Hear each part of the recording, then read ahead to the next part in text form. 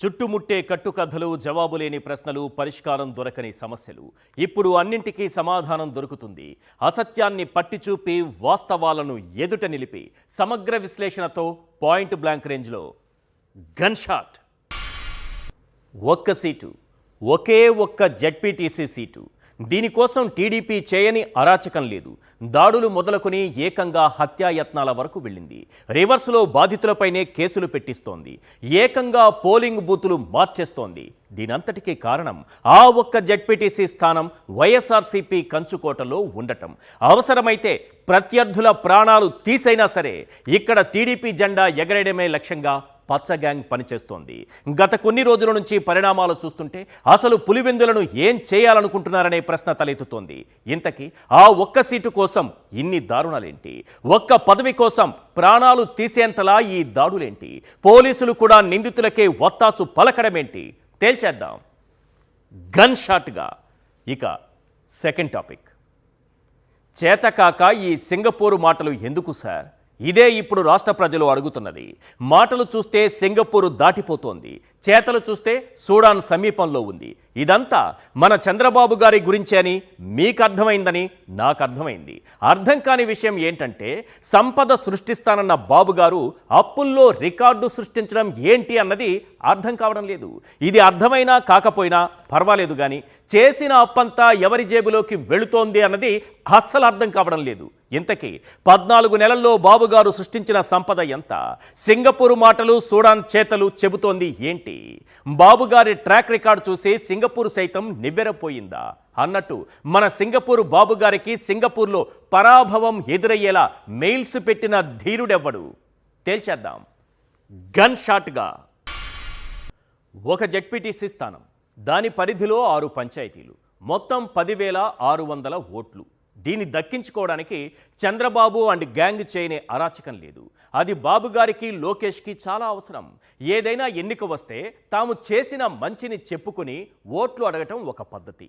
అనుకోని పరిస్థితుల్లో పదవిలో ఉన్న నాయకుడు చనిపోతే ఉప ఎన్నిక లేకుండా అదే కుటుంబానికి చెందిన వ్యక్తిని ఏకగ్రీవంగా గెలిపించడం ఒక సంప్రదాయం. కానీ చెప్పుకోవడానికి చేసిందేదీ లేక కనీసం హుందాతనము పాటించక బరి తెగించడమే మా సంప్రదాయం అన్నట్లుగా పులివెందులలో పచ్చ గ్యాంగ్ రెచ్చిపోతోంది. దాడులకు తెగబడుతోంది. హత్యాయత్నాలకు వెనుకాడటం లేదు. మొత్తం బలగాన్ని మోహరించి కుట్రలు కుతంత్రాలకు తెరలేపుతోంది. అసలు సీఎం స్థానంలో ఉండి ఒక జెడ్పీటీసీ స్థానం కోసం ఇంతలా దిగజారిపోవాలా? చంద్రబాబు తన రౌడీ రాజకీయాన్ని పులివెందులకు తీసుకొచ్చారా? పోలింగ్ బూతులు మార్చడం వెనుక అసలు కుట్ర ఏంటి? ఉద్దేశపూర్వకంగానే పులివెందుల జెడ్పీటీసీ ఉప ఎన్నికను తెరపైకి తెచ్చారన్న విషయం అందరికీ తెలుసు. జగన్ కంచుకోటలో రక్తపాతం సృష్టించైనా తమ జెండా ఎగరేయాలన్నది చంద్రబాబు ప్లాన్. అలా చేస్తే సొంత జిల్లాలో జగన్ పరపతి పడిపోయిందని గట్టిగా ప్రచారం చేసుకోవచ్చు. నిజానికి నిజాయితీగా గెలిచే సత్తా ఉన్నోడికి ఇలాంటి దాడులు, హత్యాయత్నాలతో పని లేదు. అలా గెలవడం చేతకానప్పుడే ఇలాంటి బరితెగింపు రాజకీయాలకు దిగుతారు. నిజానికి దశాబ్దాల కాలంగా పులివెందుల అంటే ప్రశాంతతకు మారుపేరుగా నిలిచిన నియోజకవర్గం. అధికారంలో ఏ పార్టీ ఉన్నా ఇక్కడ మాత్రం ఎలాంటి రాజకీయ దాడులకు చోటు లేకుండా ఉండేది. అలాంటి ప్రాంతంలో ఇప్పుడు చంద్రబాబు విషవిత్తనం నాటారు. ఒక జెడ్పీటీసీ స్థానం కోసం కేవలం దాడులు మాత్రమే కాదు, హత్యాయత్నం వరకు వెళ్లేలా పచ్చ గ్యాంగులను ప్రోత్సహిస్తున్నారు. వాస్తవానికి ఒక్క స్థానం టీడీపీ ఖాతాలో చేరినా లేక వైఎస్ఆర్సీపీ ఖాతాలో పడినా ఈ రెండు పార్టీలకు పెద్దగా ఒరిగేదేమీ ఉండదు. అయినా సరే ఎలాగోలా ఆ సీటు తమ ఖాతాలో వేసుకోవడం కోసం తలలు పగలగొట్టిస్తున్నారు చంద్రబాబు. ప్రాణాలు తీసేందుకు తెగబడుతున్నారు. పులివెందులలో వరుసగా 2 రోజులు పచ్చ సైకోలు ఎంత విచక్షణారహితంగా దాడులు చేశారో ఒక్కసారి స్క్రీన్ పైన మీరే చూడండి. అమరేశ్వర్ రెడ్డి, సురేష్ రెడ్డి అక్కడ ఇండిపెండెంట్ అభ్యర్థిగా పోటీ చేస్తున్నారు. వారిద్దరూ ఒక వివాహానికి హాజరైన సందర్భంలో పచ్చగూండాలు, ఎల్లో సైకోలు వారిని ఏ విధంగా దాడి చేసి కొట్టారో స్క్రీన్ పైన మీరు చూడొచ్చు. 5వ తారీఖున ఈ ఘటన జరిగింది. అమరేశ్వర్ రెడ్డి, సురేష్ రెడ్డి అడ్మిట్ అయ్యారు హాస్పిటల్లో. వారికి తీవ్రమైనటువంటి గాయాలయ్యాయి. రక్తపాతం సృష్టించారు ఇక్కడ తెలుగుదేశం పార్టీ నాయకులు. కానీ పోలీసులు 307 కింద కేసు పెట్టి ఒక్కరిని కూడా అరెస్ట్ చేయకపోవడంతో మరుసటి రోజు అదే గ్యాంగ్ మళ్ళీ అంటే 6వ తారీఖున వేల్పుల రామలింగారెడ్డి వైఎస్ఆర్సీపీ నేత ఆయన పైన, ఎమ్మెల్సీ రమేష్ యాదవ్ పైన దాడి చేశారు. ఎంతలా దాడి చేసి కొట్టారో ఒక్కసారి స్క్రీన్ పైన చూడండి. ఎంతలా గాయపరిచారో ఒక్కసారి చూడండి. అక్కడ తలలు పగిలిపోయాయి, రక్తమోడుతున్నటువంటి శరీరాలు కనిపిస్తున్నాయి. ఇంతలా ఒక్క జెడ్పీటీసీ స్థానం కోసం దిగజారాలా? ఆ ఒక్క జెడ్పీటీసీ స్థానం రాష్ట్ర వ్యాప్తంగా హాట్ టాపిక్ అయిన వేళ కొన్ని ప్రశ్నలు వినిపిస్తున్నాయి. అవేంటో ఒక్కసారి మనం స్క్రీన్ పైన చూద్దాం. క్వశ్చన్ నెంబర్ 1, గెలిచే సత్తా ఉంటే ఈ దాడులు ఎందుకు బాబు? క్వశ్చన్ నెంబర్ 2, పచ్చగూండాలకు పోలీసులు ఒత్తాసు పలుకుతున్నారా? క్వశ్చన్ నెంబర్ 3, నిందితులను వదిలేసి బాధితులపై ఈ రివర్స్ కేసులేంటి? క్వశ్చన్ నెంబర్ 4, ఉప ఎన్నిక వేళ పోలింగ్ బూతుల జంబ్లింగ్ ఏంటి? పులివెందుల జెడ్పీటీసీ ఉప ఎన్నికలో బాబు అరాచకం పరాకాష్ఠకు చేరిన వేళ వినిపిస్తున్నటువంటి ప్రశ్నలివే. ప్రశాంతంగా ఉండే పులివెందుల్లో రక్త చరిత్ర రాసేందుకు టీడీపీ సిద్ధమైంది. ఎన్నికలు ప్రశాంతంగా జరగకుండా ఉండాలని, ఏదో ఒక విధంగా ఎన్నికల్లో గెలవాలని, ఓట్లను రిగ్గింగ్ చేయాలనే లక్ష్యంతో ఉన్నారు. ముందుగా ఆగస్టు 5న ఇండిపెండెంట్ అభ్యర్థి సైదాపురం సురేష్తో పాటు అమరేశ్వరరెడ్డిపై పచ్చగూండాలు హత్యాయత్నానికి పాల్పడ్డాయి. ఒక వివాహ కార్యక్రమానికి వెళ్లిన వారిపై 30 మందికి పైగా టీడీపీ నేతలు, కార్యకర్తలు కర్రలు, రాళ్లతో దాడి చేశారు. ఈ దాడిలో అమరేశ్వరరెడ్డి తలకు తీవ్ర గాయమైతే సురేష్ రెడ్డి చేయి విరిగిపోయింది. ఈ దాడిపై ఫిర్యాదు చేసినా పోలీసులు పట్టించుకోలేదు. దీంతో ఆ మరుసటి రోజు అంటే ఆగస్టు 6న మరోసారి పచ్చ సైకోలు రెచ్చిపోయారు. ఎమ్మెల్సీ రమేష్ యాదవ్, వైఎస్ఆర్సీపీ నేత వేల్పుల రామలింగారెడ్డిపై హత్యాయత్నం చేశారు. బందిపోటు దొంగల ముఠా తరహాలో దాడులు చేశారు. సుమారు 100 మంది రాళ్లు, కర్రలతో దాడి చేశారు. అదృష్టవశాత్తు రమేష్ యాదవ్, వేల్పుల రామలింగారెడ్డి ప్రాణాలతో బయటపడ్డారు. పోలీసుల కనుసన్నల్లోనే ఇదంతా జరిగింది. నేను ఈరోజు డీజీపీ గారికి ఈ పత్రికా సమావేశం ద్వారా నేను అభ్యర్థిస్తున్నా, నా మీదికి దాడి జరగబోతున్నట్టు నాకు స్పష్టంగా కొంతమంది తెలుగుదేశం పార్టీ నాయకుల ద్వారానే నాకు ఒక వర్తమానం అందింది. నేను నిరాయుధుణ్ణి, నన్ను కాపాల్సినటువంటి బాధ్యత పోలీసులది. ఇన్ కేస్ మీరు కాపాడలేకపోతే, మీకు చేతనైతే నన్ను కాపాడండి, నా మీద జరగకుండా చూడండి. ఇన్ కేస్ జరగకుండా పోతే నా మీద జరగబోయేటువంటి దాడి స్పాన్సర్డ్ బై ఈ రాష్ట్ర ప్రభుత్వం, లోకేష్ అండ్ బీటెక్ రవి. నాకేమైనా జరిగినా సుమోటోగా లోకేష్ను, బీటెక్ రవిని పెట్టి సిబిఐ ద్వారా విచారణ చేయాలని చెప్పి నేను కోరుకుంటున్నాను. ఎందుకంటే ఇక్కడ పోలీసుల ద్వారా న్యాయం జరిగేటువంటి పరిస్థితులు లేవు. ఈడ పోలీసు కాదు, పచ్చకండవాలు వేసుకొని తిరుగుతుంటారు. ఇక్కడటువంటి డిఎస్పీ కానీ, ఇక్కడటువంటి రూరల్ సిఐ కానీ, ఇక్కడటువంటి డిఐజీ కానీ వాళ్ళకి పెత్తనం ఇచ్చినారు. నిజాయితీ పరుల అధికారులంతా పక్కన కూర్చొని ఉన్నారు. వీళ్ళ వల్ల ఎటువంటి న్యాయం జరగదు. నిజానికి ఈ దాడులు ఎంత భయంకరంగా ఉన్నాయో పోలీసుల వ్యవహార శైలి అంతకన్నా భయంకరంగా ఉంది.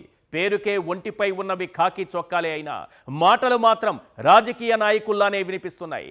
ఒక పోలీస్ అధికారి గత ప్రభుత్వంలో కంటే ఇప్పుడు శాంతి భద్రతలు బలంగా ఉన్నాయంటారు. మరో పోలీస్ అధికారి పత్యాపారం, తలకాయలు తెగిపడేవంటూ షాక్ ఇచ్చేలా మాట్లాడతారు. అసలు ఆగస్టు 5న దాడి జరిగినప్పుడే పోలీసులు సరైన రీతిలో స్పందించి నిందితులను అరెస్టు చేసి ఉంటే మరుసటి రోజు హత్యాయత్నం జరిగి ఉండేదా? పోనీ మరుసటి రోజు దాడి జరిగిన తర్వాతైనా కేసులు ఎందుకు నమోదు చేయలేదు? ప్రాణాలు పోయేంత స్థాయిలో రక్తస్రావం అయితే 307 కేసు పెట్టేంత గాయాలు పోలీసులకు కనిపించలేదా? దాడి చేసిన ఎల్లో సైకోలపై కేసులు పెట్టకుండా రివర్స్లో బాధితులు వేల్పుల రాము, హేమాద్రితో పాటు 52 మందిపై ఎస్సీ, ఎస్టీ అట్రాసిటీ కేసులేంటి? కర్నూలు రేంజ్ డీఐజీ కోయ ప్రవీణ్ మాట్లాడుతూ మేమే లేకుంటే తలకాయలు తెగిపడేవి అన్నారు. అంటే హత్య చేయడానికే ఆ పచ్చ గ్యాంగ్ ఫిక్స్ అయిందని పోలీసులే ఒప్పుకున్నారు కదా, మరి కేసులు ఎందుకు నమోదు చేయలేదు? నిజానికి పచ్చ సైకోల దాడి నుంచి ఎమ్మెల్సీ రమేష్ యాదవ్, వేల్పుల రామలింగారెడ్డిని పచ్చ సైకోల నుంచి కాపాడింది పోలీసులు కాదు సార్, నల్లగొండువారి పల్లెలోని మహిళలు. అక్కడ పోలీసులు చోద్యం చూడటం తప్ప చేసిందేమీ లేదు. ఇంకా పోలీసుల తీరుపై ఎక్కడైనా సందేహాలుంటే ఒక్కసారి కర్నూలు రేంజ్ డీఐజీ కోయ ప్రవీణ్ గారి స్పీచ్ వినండి, మీకు ఒక క్లారిటీ వచ్చేస్తుంది. ఏమండి ఇప్పుడు అదుపులో తీసుకోవటం అంటే అండి, ఇప్పుడు 307 కేసు పెట్టాడు. ఆ విధమైన దెబ్బల్లో ఇప్పుడు వచ్చి వూండ్ సర్టిఫికేట్ ఆ ప్రైవేట్ హాస్పిటల్ యాజమాన్యం ఇంకా మనకి ఇవ్వలేదు. వూండ్ సర్టిఫికేట్ ఇవ్వకుండా వాళ్ళని ఎలా అరెస్ట్ చేస్తాం? జడ్జి గారు తీసుకెళ్తే మా మొహాన్ని ఇసురు కొడతారు పేపర్. చోటా మోటా నాయకుడు అంటే మనం ఏదో కానిస్టేబుల్ పెడతాం, కానీ ఒక ఎమ్మెల్యే కానీ, మాజీ ఎమ్మెల్యే కానీ, సిట్టింగ్ ఎమ్మెల్సీ కానీ ఎవరైనా కూడా మినిమం ఎస్ఐ స్థాయి అధికారితో మనం బందోబస్తు ఇస్తున్నాం. ఏ పార్టీ అయినా 2 పార్టీలకు ఇస్తున్నాం.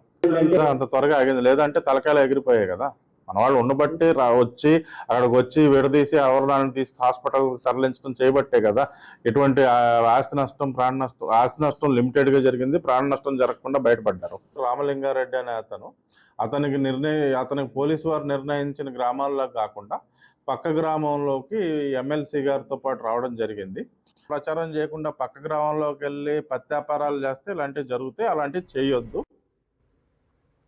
ఈ దాడులు హత్యాయత్నాలతో ఆగిపోలేదు. మరో కుట్రకు సైతం బాబుగారు తెరలేపారు. అదే పోలింగ్ బూతుల జంబ్లింగ్. పులివెందుల మండలంలోని ఎర్రబల్లె, కొత్తపల్లి పంచాయతీలో 6, 7 నంబర్ల పోలింగ్ బూతులు, నల్లగొండువారిపల్లెలో పోలింగ్ బూత్ 8, నల్లపురెడ్డిపల్లెలో 9, 10, 11 బూతులు ఉన్నాయి. ఇది వరకు ఏ గ్రామానికి చెందిన ఓటర్లు ఆ గ్రామంలోని పోలింగ్ బూత్లలో తమ ఓటు హక్కు వినియోగించుకునేవారు. కానీ ఇప్పుడు ఎర్రబల్లె ఓటర్లు నల్లపురెడ్డిపల్లె బూత్లలో, నల్లపురెడ్డిపల్లె ఓటర్లు ఎర్రబల్లె, కొత్తపల్లె బూతుల పరిధిలోకి వచ్చేలా అధికారులు మార్పిడి చేశారు. వాస్తవానికి కణంపల్లె, కొత్తపల్లె, నల్లపురెడ్డిపల్లె పంచాయతీల్లో 65% మంది ఓటర్లున్నారు. ఆయా పంచాయతీల్లో వైఎస్ఆర్సీపీకి గట్టి పట్టుంది.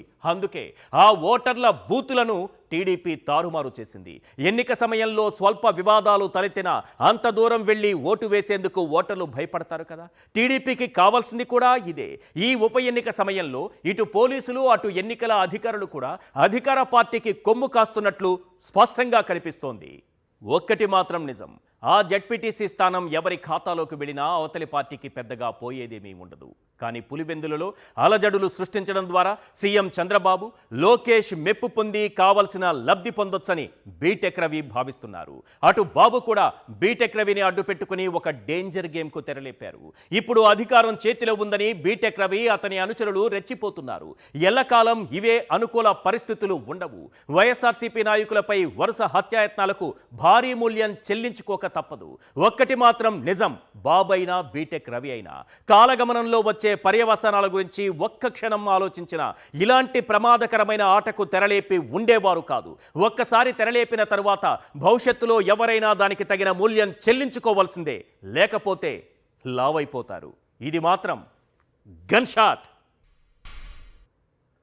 బాబుగారు చేసిన అప్పుల గురించి మాట్లాడుకోవడానికంటే ముందు సింగపూర్లో బాబుగారు పడ్డ తిప్పల గురించి మాట్లాడుకుందాం. 50 సార్లకు పైగా సింగపూర్ వెళ్ళిన బాబుగారు ఇప్పటి వరకు అక్కడి నుంచి రూపాయి పెట్టుబడి తేలేకపోయారు. అయితే వాళ్లతో వ్యాపారం చేద్దామన్నది బాబుగారి అంతరాత్మ ఆత్మనివేదన. మొన్నటి టూర్లో సింగపూర్ ప్రభుత్వం స్టార్టప్ ఏరియా నిర్మాణంలో భాగస్వామ్యం కాలేమని తేల్చేసింది. కారణం ఏంటంటే చంద్రబాబు అవినీతిలో భాగస్వామ్యం కాలేక, పవిత్రమైన సింగపూర్కి నారావారి అవినీతి మరకను అంటించలేక, అమరావతి నిర్మాణంలో బాబు పార్ట్నర్ ఈశ్వరన్ ఇప్పటికే సింగపూర్ జైల్లో ఊచలు లెక్కిస్తూ కూర్చున్నారు. బాబు గారితో పార్ట్నర్షిప్ అంటే హా మాత్రం ఎలిజిబిలిటీ ఉండాల్సిందేలే. ఇదంతా మనకు తెలిసిన కథ. కానీ చంద్రబాబు చెప్పే కాకమ్మ కథ ఏంటో తెలుసా? సింగపూర్ ప్రభుత్వానికి వైఎస్ఆర్సీపీ నేతలు మెయిల్స్ పెట్టి బెదిరించారట. అందుకే వాళ్ళు ఆయనతో జత కట్టలేదట. ఇప్పుడు వాస్తవం మాట్లాడుకుందాం. సింగపూర్ ప్రభుత్వానికి మెయిల్స్ పెట్టింది ఎవరో తెలుసా? చంద్రబాబు గారి తనయుడు, మంగళగిరిలో 91,413 ఓట్లతో గెలిచిన లోకేష్ గారికి అత్యంత ఆప్తుడైన మురళీకృష్ణ చౌదరి 91,413 ఓట్లతో గెలవడం ఏంటి, ఇదేం లెక్క అని అడ్డుపడకండి. ఈవీఎం గెలుపు అలానే ఉంటుంది. మనం అసలు మ్యాటర్లోకి వెళదాం. అమెరికాలో స్థిరపడ్డ ఈ మురళీకృష్ణ చౌదరికి చిలకలూరిపేటలో 80 కోట్లు విలువ చేసే కాంప్లెక్స్ ఉంది. దాన్ని మరో టీడీపీ నాయకుడు కొట్టేసే యత్నం చేశాడు. ఆ విషయాన్ని లోకేష్ దృష్టికి తీసుకెళ్లినా ప్రయోజనం లేకపోయింది. పాపం మురళీకృష్ణ చౌదరి తన కులానికి చెందిన చంద్రబాబు గెలవాలని సోషల్ మీడియాలో వైఎస్ఆర్సీపీ మహిళా నేతలపై దారుణమైన పోస్టులు కూడా పెట్టాడు. తన కులానికి చెందిన చంద్రబాబు సీఎం అయ్యేంత వరకు అడ్డదారిలో బాగా కష్టపడ్డాడు. పాపం మన చౌదరికి తెలియని విషయం ఏంటంటే వాడుకుని వదిలేయడం నారావారి ఫ్యామిలీ నైజమన్నది. ఆ విషయాన్ని ఆలస్యంగా తెలుసుకుని కాస్త కోపంతో, ఇంకాస్త ఆవేశంతో, మరి కాస్త కసితో సింగపూర్కి మెయిల్స్ పెట్టాడు. ఎవడో ఒకడు, వాడు వైఎస్ఆర్సీపీ వాడా టీడీపీ వాడా అన్నది కాదు, ఒక వ్యక్తి మెయిల్ పెడితే సింగపూర్ ప్రభుత్వం బాబు గారిని గో బ్యాక్ అన్నదంటే మెయిల్ పెట్టినోడు గొప్పోడా, మన సీఎం చంద్రబాబు గొప్పోడా? మెయిల్ పెట్టినోడికి ఉన్న విలువ మన సీఎం గారికి లేదా? అంటే బాబు గారు చెప్పిన దాన్ని బట్టి చూస్తే ఈ ప్రపంచకంలో ఆయన గారి వాల్యూ ఒక ఈమెయిల్ స్థాయికి పడిపోయిందన్నమాట. ఇక సింగపూర్ వదిలి సూడాన్ వెళదాం. ఎందుకంటే చంద్రబాబు మాటల్లో చెప్పేది సింగపూర్, చేతల్లో చూపేది సూడాన్ కాబట్టి ప్రపంచంలో అత్యంత పేద దేశంగా నంబర్ 1 స్థానంలో ఉంది సూడాన్. త్వరలో బాబుగారి విజన్తో ఏపీ సూడాన్ కాబోతోంది. బాబుగారి అప్పుల స్పీడ్ చూస్తుంటే ఆయన గారు రాష్ట్రానికి తెచ్చిన బుల్లెట్ ట్రైన్ కంటే వేగంగా ఉంది. కేవలం 14 నెలల్లో 1,91,000 కోట్ల రూపాయల అప్పులతో రికార్డు సృష్టించారు. ఇది నారా వారి ట్రాక్ రికార్డు మాత్రమే కాదు సార్, ఆల్ టైమ్ రికార్డుల బాబుగారు గతంలో ఏమన్నారో గుర్తుందా? సంపద సృష్టిస్తా అన్నారు. మరి ఇప్పుడేం చేశారు? అప్పుల్లో రికార్డు సృష్టించారు. మొత్తానికి ఏదో ఒకటి సృష్టించారా లేదా? దట్ ఈజ్ నాయుడు గారి తెలివితేటలు. చంద్రబాబు గారి మ్యాజిక్ ఇక్కడితో ఆగిపోలేదు సార్. ఎన్నికల ముందు ఏం చెప్పారు? జగన్మోహన్ రెడ్డి 14 లక్షల కోట్లు అప్పులు చేశారంటూ ప్రచారం చేశారా లేదా? ఆయన గారి సొంత మీడియా ఈ అబద్ధాలను పెద్ద పెద్ద అక్షరాలతో అచ్చేసిందా లేదా? ఎల్లో తాతగారైతే రుణకంఠుడు అంటూ జగన్మోహన్ రెడ్డి గారికి ఓ బిరుదు కూడా తగిలించారా లేదా? చేయాల్సిన పాపాలన్నీ చేశారు, చెప్పాల్సిన అబద్ధాలన్నీ చెప్పారు. 5 ఏళ్లలో జగన్ ప్రభుత్వం 3,35,000 కోట్లు అప్పు చేస్తే ఏపీ శ్రీలంక అయిపోతుందని ఫిలిం సిటీ గుట్టల్లో కూర్చొని రామోజీ గారు కుమిలి ఏడ్చేవారు. పాపం ఎల్లో తాతగారు ఏ లోకాన ఉన్నారో ఏమో గాని ఆయన గారు బ్రతికి ఉంటే బాబుగారు చేస్తున్న అప్పుల లెక్కల్ని ప్రజలకు తెలియకుండా తన పచ్చళ్ళ పేపర్ కింద కప్పెట్టేసేవారు. 14 నెలల్లో 1,91,000 కోట్లు అప్పులు చేసిన చంద్రబాబు గారు మరో 13,000 కోట్ల రూపాయల అప్పులు అడ్డదారిలో తెచ్చేందుకు మొన్ననే గ్రీన్ సిగ్నల్ ఇచ్చేశారు. ఇప్పుడు చెప్పండి, బాబు గారి అప్పులు 2 లక్షల కోట్లను దాటి జెట్ స్పీడ్తో దూసుకెళ్తోందా లేదా? ఏంటి సార్ మీరు ఇంకా గూడ్స్ బండిలా స్లోగా అక్కడే ఉన్నారు? రండి బాబుగారి అప్పుల రికార్డును గుడ్లప్పగించి చూద్దాం, చెవులు రెక్కరించి విందాం. బడ్జెట్ అప్పులు ఒక్కసారి స్క్రీన్ పైన చూద్దాం. బడ్జెట్ పరిధిలో చేసినటువంటి అప్పులు అంటే ఆర్బీఐ దగ్గర క్యూలో నిలబడి ప్రతి మంగళవారం తెచ్చుకున్నటువంటి అప్పుల లెక్కలివి. అంటే బడ్జెట్ అప్పులు కోట్లలో ఒకసారి చెప్తాను వినండి. కాగ్ చెప్పినటువంటి లెక్కల ప్రకారం ఈ ఏడాది మార్చి వరకు ఉన్నది 81,597 కోట్లు. ఏప్రిల్ మే నెలలో చేసింది 22,505 కోట్లు. జూన్ నెలలో చేసిన అప్పు 14,000 కోట్లు. జూలై 1న చేసిన అప్పు 2,000 కోట్లు. జూలై 15న 3,600 కోట్లు. ఆగస్టు 5న మొన్నటికి మొన్న మంగళవారం రోజున 5,000 కోట్లు. మొత్తం కలిపి ఎంత చేశారు నాన్న అంటే 1,28,702 కోట్ల రూపాయల అప్పులు చేశారు. ఇప్పుడు బడ్జెటేతర అప్పులు ఒకసారి చూద్దాం. ఎస్, బడ్జెటేతర అప్పులు కోట్లలో అంటే అడ్డదారిలో తెచ్చినటువంటి అప్పులు. పౌర సరఫరాల సంస్థ 2,000 కోట్లు. మార్క్ఫెడ్ 7,700 కోట్లు. ఏపీఐఐసి 1,000 కోట్లు. ఏపీఎండిసి 9,000 కోట్లు. ఏపీ పవర్ ఫినాన్స్ కార్పొరేషన్ 710 కోట్లు. ఏపీ విమానాశ్రయాల అభివృద్ధి కార్పొరేషన్ 1,000 కోట్లు. ఏపీ జలజీవన్ మిషన్ కార్పొరేషన్, మీరు తాగే నీళ్లను కూడా బాబుగారు తాకట్టు పెట్టేశారు. దాని పేరు చెప్పి 10,000 కోట్లు. మొత్తం ఎంత తీసుకొచ్చారు నాన్న ఈ అడ్డదారిలో అప్పు అంటే 31,410 కోట్లు. ఇది కాకుండా ఇంకోటి ఉందిగా, అమరావతి పేరుతో రాజధాని ముసుగులో చేసినటువంటి అప్పెంత నాన్న అంటే అవి కూడా చూడండి ఒకసారి. వరల్డ్ బ్యాంక్ ఏడీబీ 15,000 కోట్లు. హడ్కో నుంచి 11,000 కోట్లు. జర్మనీకి చెందిన కేఎఫ్డబ్ల్యూ 5,000 కోట్లు. ఇది మొత్తం కలిపి ఎంత అయింది నాన్న అంటే 31,000 కోట్లు. అంటే బడ్జెట్ అప్పు, బడ్జెటేతర అప్పు, అమరావతి అప్పు మొత్తం కలిపితే ఎంతైంది నాన్న అంటే 1,91,112 కోట్లయింది. ఇది కూడా చాలక మొన్నటికి మొన్న ఏపీఐఐసి విద్యుత్ డిస్కంల ద్వారా 13,000 కోట్లు అప్పులు తెచ్చేందుకు కేబినెట్ మీటింగ్ పెట్టుకుని మరీ అనుమతిచ్చారు. అంటే రేపో ఎల్లుండో చేయబోయేటటువంటి అప్పును కలిపితే ఎంత అవుతుంది నాన్న అంటే 2,04,000 కోట్లు అవుతుంది. ఇప్పుడు చెప్పండి, మాటల్లో సింగపూర్, చేతల్లో సూడాన్. ఇదే మన చంద్రబాబు గారి అసలు ముసుగని అర్థమైందా లేదా? మీకు ఇంకో విషయం కూడా చెప్పాలి. ఇలాంటి వాస్తవాలు రోతపత్రికలు రాయవు సార్. మనమే కాస్త యాక్టివ్గా ఉండి తెలుసుకోవాలి. ఇంత చెప్పిన తరువాత కూడా నా దగ్గర సమాధానం లేని ప్రశ్న ఒకటి అలాగే ఉండిపోయింది. అసలు ఈ 2 లక్షల కోట్ల అప్పు ఎవరి జేబులోకి వెళ్ళింది? ఏమో సార్, దానికి బాబు గారు ఆయన గారి గ్యాంగు మాత్రమే సమాధానం చెప్పగలదు. ఫైనల్గా మన బాబు గారికి ఇచ్చే సందేశం ఏంటంటే, ఎవ్వరూ చూడరని తప్పు చేయకు, ఎవ్వరూ చూడరని అడ్డదారిలో అప్పు చేయకు. ఇది మాత్రం గన్ షాట్.